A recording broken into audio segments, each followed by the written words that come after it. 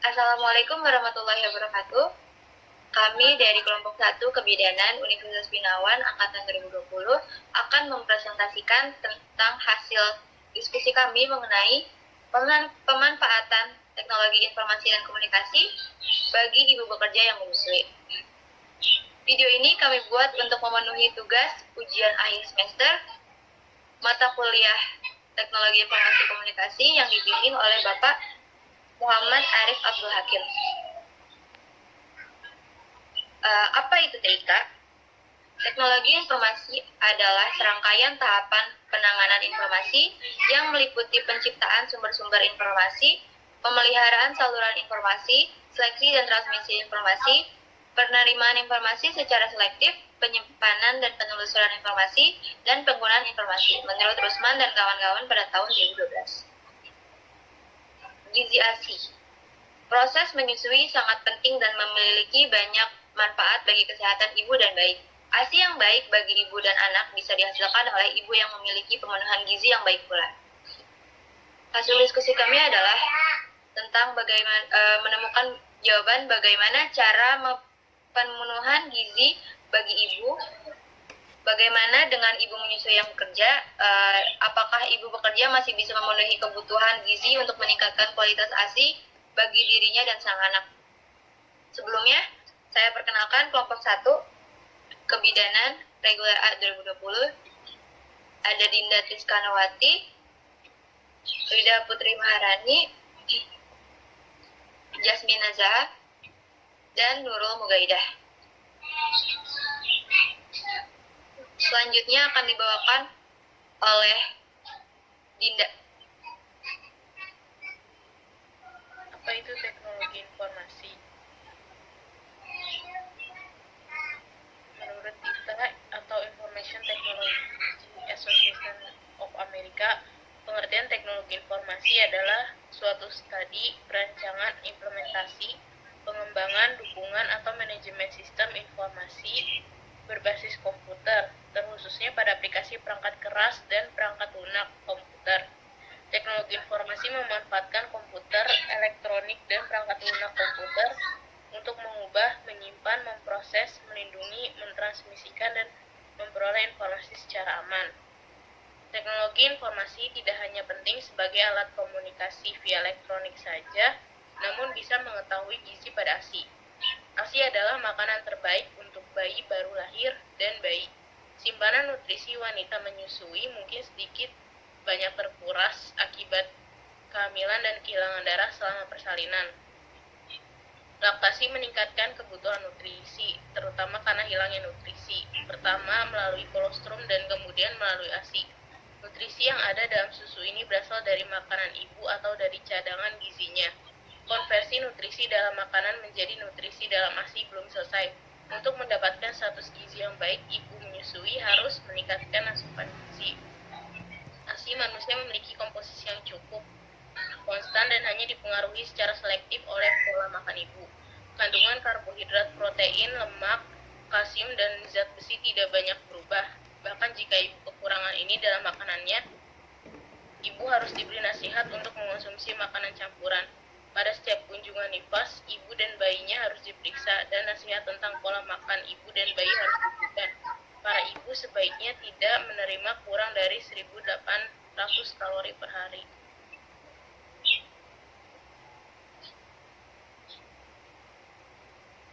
Tujuan penelitian. Tujuan penelitian ini adalah untuk menggambarkan penggunaan teknologi informasi komunikasi dalam manajemen air susu ibu atau ASI yang dilakukan oleh ibu bekerja yang aktif menyusui untuk memenuhi kebutuhan ASI selama 6 bulan guna menjaga ketahanan keluarga. Penelitian menggunakan metode kualitatif guna mendapatkan data pokok penelitian dan metode kuantitatif sederhana sebagai data pendukung. Hasil penelitian menunjukkan bahwa penggunaan TIK dalam manajemen ASI digunakan sebagai alat bantu untuk memperoleh informasi pendukung yang diperlukan oleh informan dalam menerapkan manajemen ASI. Terdapat gambaran hubungan antara TIK dalam menjaga ketahanan keluarga melalui penerapan manajemen ASI, yaitu informasi dan motivasi bagi informan diperoleh melalui penggunaan TIK. Teknologi informasi juga bisa memudahkan takaran gizi pada ibu menyusui yang sibuk bekerja dari aplikasi dari Play Store yang mudah digunakan dan bisa dipelajari guna membantu pemeliharaan gizi ASI pada sang ibu. Selanjutnya akan dibacakan oleh Jasmine. Penggunaan TIK dalam manajemen ASI bagi ibu bekerja. Pemberian ASI memiliki banyak manfaat bagi bayi, ibu, dan masyarakat luas. Sebuah meta-analisis oleh Victoria et al. Menunjukkan bahwa bayi yang disusui menunjukkan kekebalan yang lebih baik terhadap infeksi anak. Lebih kecil kemungkinannya untuk mengalami misaligmen, oklusi oral, dan diabetes, dan memiliki kecerdasan yang lebih tinggi. Pemulihan rahim yang lebih cepat setelah melahirkan, periode stabilisasi berat badan yang lebih pendek, dan kontrasepsi alami adalah beberapa manfaat langsung bagi ibu menyusui. Efek positif seumur hidup lainnya untuk ibu menyusui termasuk perlindungan terhadap kanker payudara dan penyakit lainnya. Selain hasil kesehatan yang lebih baik, menyusui memiliki implikasi ekonomi yang luas, seperti penghematan besar pada biaya perawatan kesehatan. Namun, angka menyusui di banyak negara tidak mencapai arahan Organisasi Kesehatan Dunia atau WHO yang merekomendasikan ibu untuk terus menyusui secara eksklusif selama 6 bulan. Keberhasilan menyusui dikaitkan dengan sejumlah hambatan yang fasilitator. Studi telah menunjukkan bahwa komplikasi kelahiran, cara persalinan, kondisi medis ibu dan bayi, dan kesediaan fisik secara negatif mempengaruhi eksklusivitas dan inisiasi menyusui. Parameter sosial ekonomi termasuk usia, status perkawinan, pendapatan, pendidikan, dan kembali bekerja juga mempengaruhi durasi menyusui. Efikasi diri, persepsi suplai ASI, dan inisiasi, dan kekuatan niat untuk menyusui dilaporkan sebagai penentu menyusui yang dapat dimodifikasi. Self-efficacy misalnya dikaitkan dengan persepsi dukungan paparan aktivitas menyusui, praktik menyusui dini, dan pengalaman masa lalu. Persepsi suplai ASI di sisi lain bergantung pada efikasi diri dan tingkat pengetahuan dan keterampilan ibu. Pengetahuan dan keterampilan ibu menyusui yang memadai dapat membantu ibu menghindari ketidaknyamanan fisik. Inisiasi dan niat menyusui dipengaruhi oleh norma subjektif pengakuan manfaat. Sifat terhadap menyusui dan persepsi didukung dari jaringan sosial ibu, misalnya keluarga, pasangan, dan kesehatan profesional perawatan.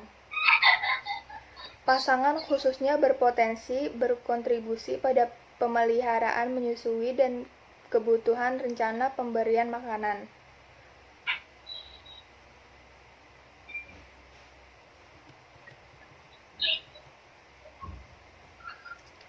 Teknologi Informasi dan Komunikasi atau TIK telah dimanfaatkan untuk dukungan menyusui.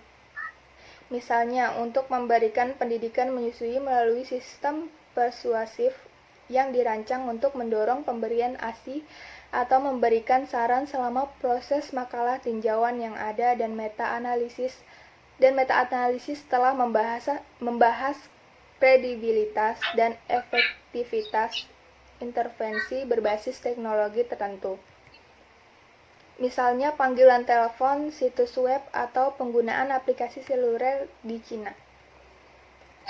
Namun, tidak ada analisis yang komprehensif dari solusi digital untuk mendukung menyusui dari perspektif desain teknologi, dengan mempertimbangkan pengguna akhir untuk siapa sistem dirancang. Pengalaman apa yang mereka berikan untuk pengguna akhir dan bagaimana mereka berhubungan dengan hambatan dan fasilitator menyusui. Di sini, Kami membahas masalah ini untuk memetakan lanskap dari solusi yang tersedia saat ini untuk mendukung, menyusui, dan mengidentifikasi tantangan dan peluang untuk studi di masa depan di bidang ini.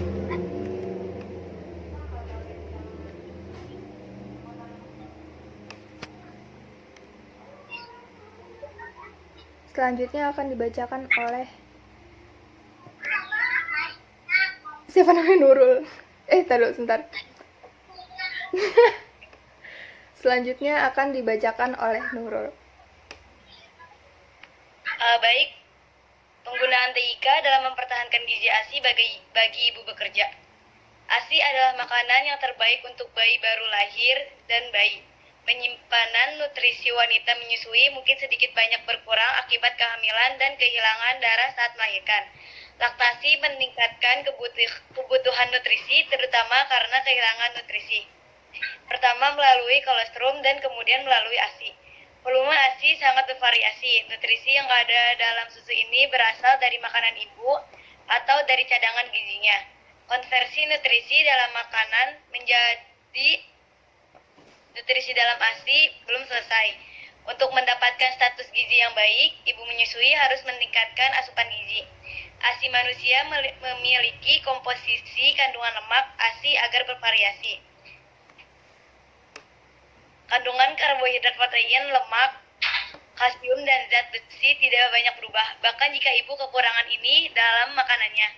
Seorang ibu yang makanannya kekurangan vitamin dan vitamin A dan D bagaimana menghasilkan lebih sedikit dari ini dalam air susunya. Ibu harus diberi nasihat untuk mengkonsumsi makanan campuran. Pada setiap kunjungan nifas, ibu dan bayinya harus diperiksa, dan nasihat tentang pola makan ibu dan bayi harus diberikan. Pertambahan berat badan bayi yang memuaskan adalah cara terbaik untuk menilai kecukupan makanan bayi. Para ibu sebaiknya tidak menerima kurang dari 1.800 kalori per hari. Suatu penelitian untuk mengidentifikasi faktor-faktor yang menghambat ibu dalam praktik pemberian makanan bayi yang sesuai sangat penting bagi masyarakat karena pentingnya ASI eksklusif dan besarnya dampak akibat tidak menyusui sesuai rekomendasi. Hal ini yang membuat peneliti berusaha memberikan fakta berbasis bukti mengenai hambatan-hambatan yang dialami ibu dalam mempraktikkan makanan bayi yang sesuai. Maka dari itu, pentingnya teknologi informasi pada pemberian ASI pada sang bayi agar tahu kadar gizi atau nutrisi yang mencukupi untuk bayi dikala sang ibu yang selalu sibuk dengan pekerjaannya namun masih tetap memberikan nutrisi pada bayi. Tujuan sistem informasi dan komunikasi ini untuk mendukung pemberian ASI, dan bagian ini bertujuan dukungan menyusui praktis setiap hari dengan cara berbasis pencarian bagi para ibu untuk membangun pengetahuan menyusui mereka yang melibatkan penggunaan aplikasi dan juga konten multimedia terkait dengan pertahanan nutrisi ASI.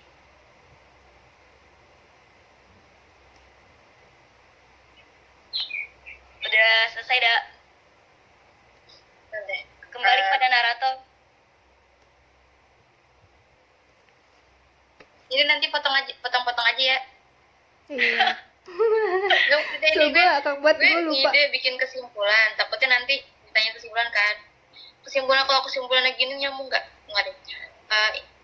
Kesimpulannya adalah TIK sekarang ini semakin berkembang dan bisa digunakan oleh siapapun dari kalangan manapun, termasuk ibu menyusui yang bekerja. Nutrisi bagi bayi baru lahir sampai 2 tahun harus tetap terpenuhi agar bayi bisa berkembang dengan baik.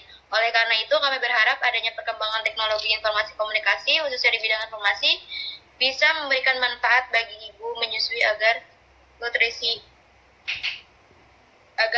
bayi tetap terpenuhi. Nyambung gak sih? Nyambung kok, nyambung. Oke, nyambung aja.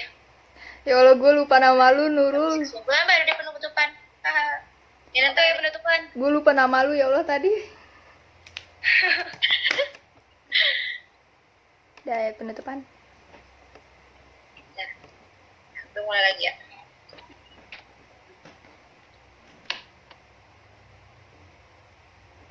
Kesimpulannya adalah, teknologi informasi komunikasi sekarang ini semakin berkembang dan bisa digunakan oleh siapapun dari kalangan manapun, termasuk ibu menyusui yang bekerja. Nutrisi bagi bayi baru lahir sampai usia 2 tahun harus tetap terpenuhi agar bayi bisa berkembang dengan baik. Oleh karena itu, kami berharap adanya perkembangan TIK khususnya di bidang informasi bisa memberikan manfaat bagi ibu menyusui agar nutrisi bayi tetap terpenuhi. Sekian presentasi tentang pemanfaatan teknologi informasi komunikasi bagi ibu menyusui dari kelompok kami. Kami mohon maaf atas segala kekurangan yang ada dalam video ini. Kami harap penonton bisa memakluminya, karena kami masih dalam tahap pembelajaran. Terima kasih atas perhatiannya. Semoga apa yang kami sampaikan bisa bermanfaat. Wassalamualaikum warahmatullahi wabarakatuh. Waalaikumsalam.